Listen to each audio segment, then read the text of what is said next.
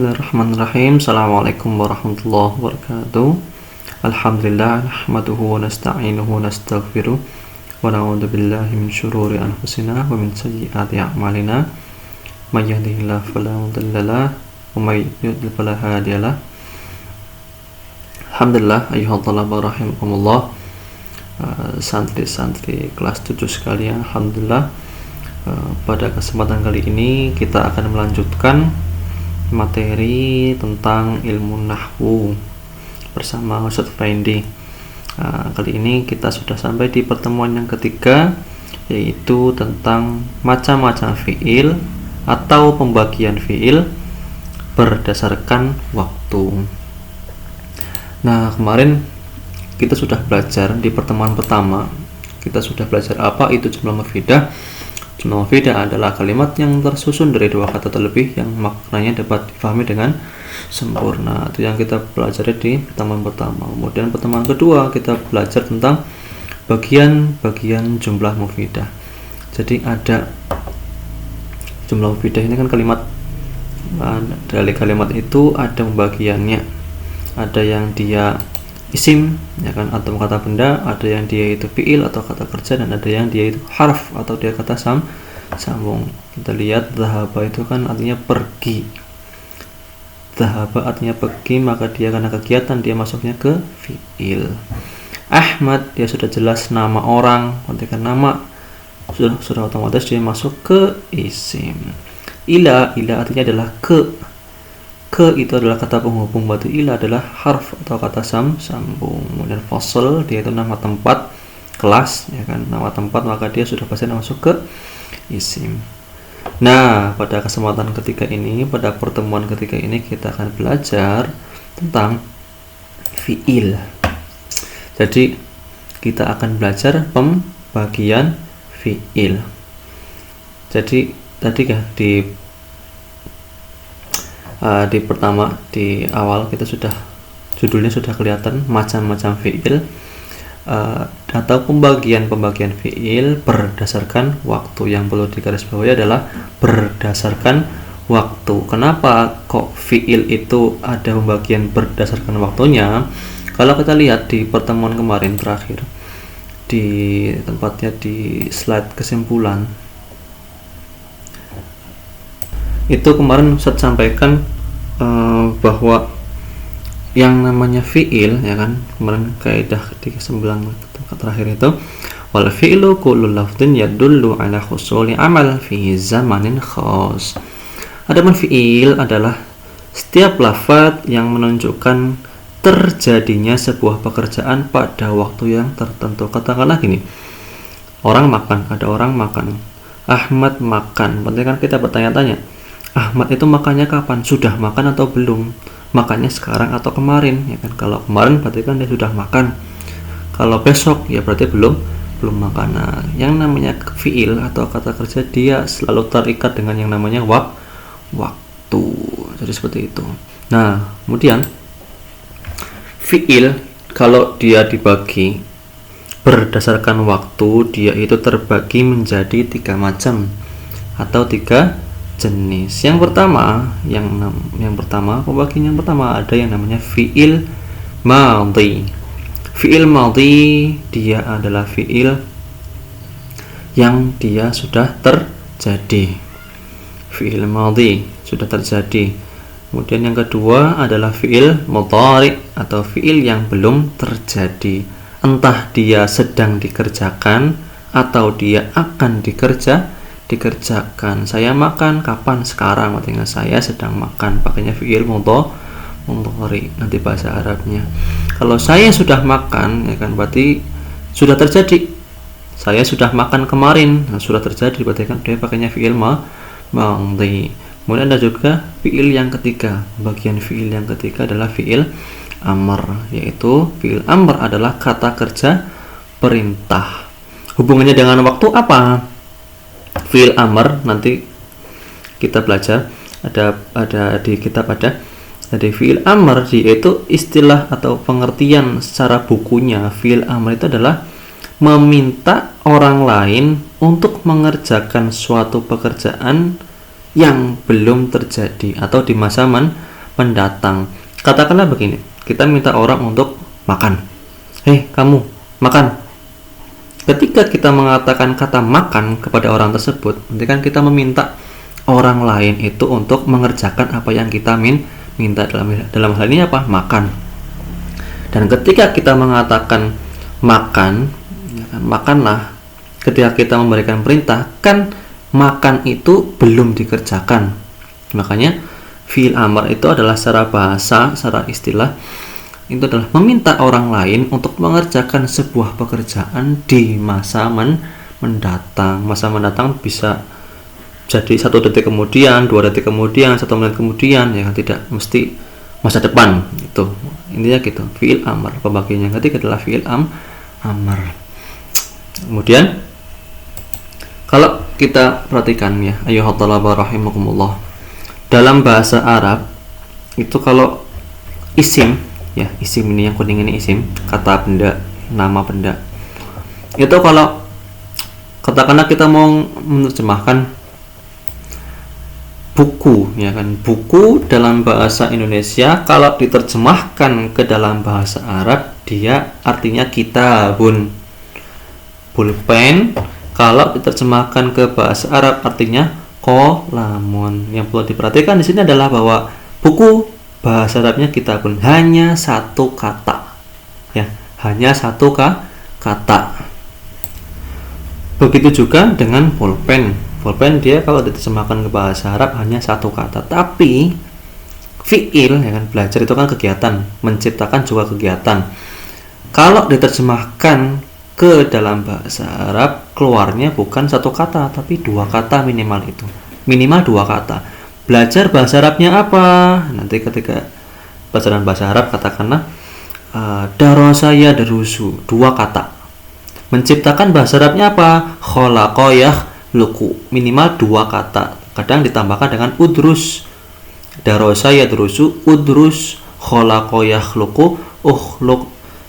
Artinya sama. Artinya sama-sama belajar. Darasa ya darusu, udrus sama-sama belajar. Khalaqa yakhluqu sama artinya sama-sama menciptakan. Yang beda di mananya? Di waktunya. Khalaqa, ya kan, khalaqa tadi itu adalah fi'il madhi, sudah terjadi. Yakhluqu dia adalah fi'il mudhari, belum terjadi atau sedang terjadi. Sementara udrus atau ukhluq dia adalah fi'il amr. Fi'il amr dia kata kerja perintah. Ini bisa dipahami ya. Jadi kalau kita menerjemahkan fi'il atau kegiatan itu tidak bisa satu kata saja, minimal dua kata. Nanti kalian akan belajar di ilmu shorof, di ilmu bahasa Arab, ini akan kurang lebih belajar tentang hal seperti ini. Tapi Ustaz dalam belajar nahwu hanya menyampaikan secara umum. Mana kita perinci ke satu-satu, ke masing-masing. Tadi bagian ada 3, fi'il madhi, fi'il mudhari, fi'il amr. Pertama, fi'il madhi adalah fi'il yang sudah terjadi. Fi'il artinya kegiatan yang sudah terjadi. Contohnya jarol kalb.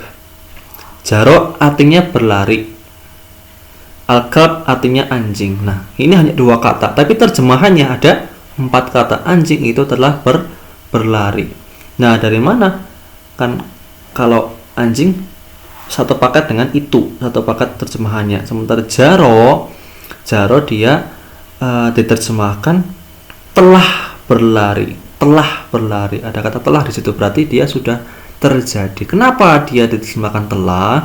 Karena jaro ini dia adalah fi'il madhi. Ingat ya, jaro di sini dia fi'il madhi, sudah terjadi. Itu kenapa diterjemahan jaro itu diterjemahkan telah berlari. Waqafa juga sama. Waqafa artinya berhenti, tapi karena fi'il madhi maka dia diterjemahkan telah berhenti. Doa artinya hilang, karena dia fi'il madhi dia diterjemahkannya telah hilang.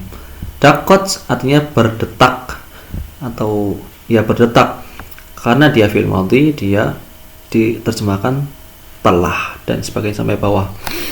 Lihat, nah, di penjelasan di kitab halaman 25 itu nanti dibaca sendiri bisa ya di kitabnya. Pada intinya tadi karena dia fi'il madhi Dia diterjemahkan telah berhenti, mempunyai arti telah berhenti. Waqafatnya telah berhenti, kurang lebih sudah saya jelaskan di awal ya. Dengan kaidah atau teorinya, al-fi'lul madhi wa kullu fi'lin dalla ala husuli amal fi zamanil madhi.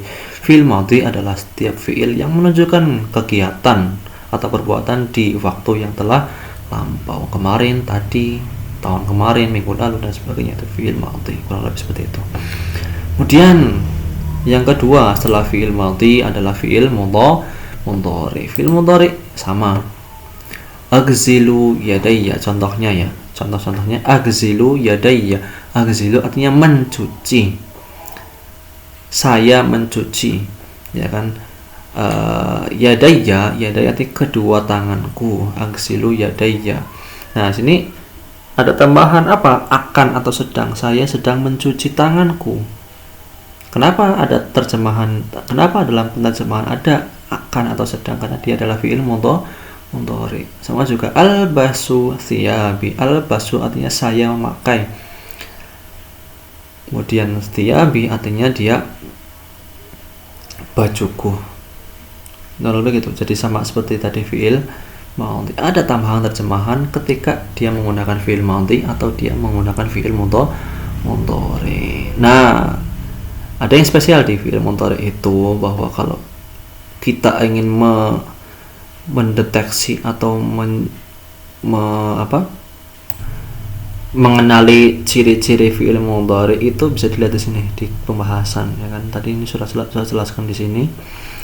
Bila engkau perhatikan dalam bentuk kalimat fi'il ini, engkau akan melihat bahwa ada huruf hamzah. Ini huruf hamzah. Nun, ini di nun, nal'abu, dan ya, yanjahu, dan ta'kulu. Ciri-ciri fi'il mudhari yang paling ketara adalah fi'il mudhari itu selalu diawali dengan antara 4 huruf ini. Entah huruf hamzah, entah huruf nun, entah huruf ya, ini ya dua-duanya, atau huruf ta. Jadi selalu yang namanya fi'il mudhari itu diawali dengan 4 huruf ini, a, nun, ya, dan ta, selalu. Makanya 4 huruf ini disebut dengan huruf mudhara'ah. Apa itu huruf mudhara'ah? Huruf yang menunjukkan bahwa fi'il ini adalah fi'il mudhari, atau singkatnya huruf mudhara'ah adalah tanda fi'il mudhari. Kita lihat tadi di contoh yang sudah sampaikan, sudah berikan, ya kan? Darosa yadrusu, fi'il mudhari ini yang di tengah. Yadrusu ada huruf ya-nya. Ini juga ada huruf ya-nya. Yakhluqu, dia juga ada huruf ya-nya. Itu adalah huruf mudhara'ah, huruf yang menunjukkan fi'il mudhari. Kemudian ini kaidahnya, al-mudhari'atu wa hiya al-hamzatu wan nunu. Al-mudhara'atu wa hiya al-hamzatu wan nunu wal ya'u ta. Fi'il mudhari adalah setiap fi'il yang menunjukkan pekerjaan dalam waktu sekarang atau akan datang, dan mesti di awal fi'il mudhari itu akan ada huruf mudhara'ah, 4 huruf mudhara'ah antara hamzah, nun, ya, atau ta. Itu untuk fi'il mudhari. Kemudian fi'il amr. Fi'il amr adalah fi'il yang menunjukkan kata perintah atau meminta orang untuk melakukan sesuatu yang kita inginkan. Contoh, il'ab bil qurrah. Il'ab artinya bermain. Al-qurrah artinya bola, main bola. At'im, berilah makan. Kitta artinya kucing, ka artinya kamu, kittaka kucingmu. Yang menerjemahkan apa tadi? Sama di penerjemahan. Il'ab itu artinya bermain. At'im memberi makan. Nandhif membersihkan. Nam artinya tidur. Terjemahan adalah bermainlah. Bermainlah adalah kata lah, berarti adalah perintah. Beri makanlah, bersihkanlah, tidurlah, itu berarti perintah. Di penerjemahan. Langsung ke kaidah, tadi sudah saya jelaskan di sini. Fi'il amri huwa kullu fi'ilin yutlabu bihi husulu syai'in fi zamanil mustaqbal. Fi'il amr adalah setiap fi'il yang digunakan untuk meminta dikerjakannya suatu pekerjaan pada waktu yang akan datang. Tadi sudah saya jelaskan, kita minta orang untuk tidurlah. Nanti kan meminta orang lain untuk mengerjakan apa, sebuah kegiatan yang kita minta. kita minta orang lain untuk tidur, dan kegiatan itu ketika kita mengucapkan tidurlah, itu kegiatan belum terjadi, jadi kegiatan di masa mendatang. Itu simpulannya ayyuhallahul rahimakumullah. Jadi fiil tadi ya, pembagian fiil berdasarkan waktu dibagi menjadi 3: fiil madhi, fiil mudhari, dan fiil amar. Fiil madhi adalah yang sudah lampau, sudah terjadi. Fiil mudhari belum terjadi, bisa akan atau sedang dikerjakan. Dan fiil amar adalah kata kerja perintah. Itu tadi sudah. Fiil mudhari ada huruf mudharaahnya, ya kan, antara ya, ta, na, atau a hamzah, seperti itu. Mungkin itu yang dapat saya sampaikan pada pertemuan kali ini. Semoga dapat santri-santri sekalian ambil ilmu dan manfaatnya. Akhirul kalam, bila taufiq wal hidayah. Assalamualaikum warahmatullahi wabarakatuh.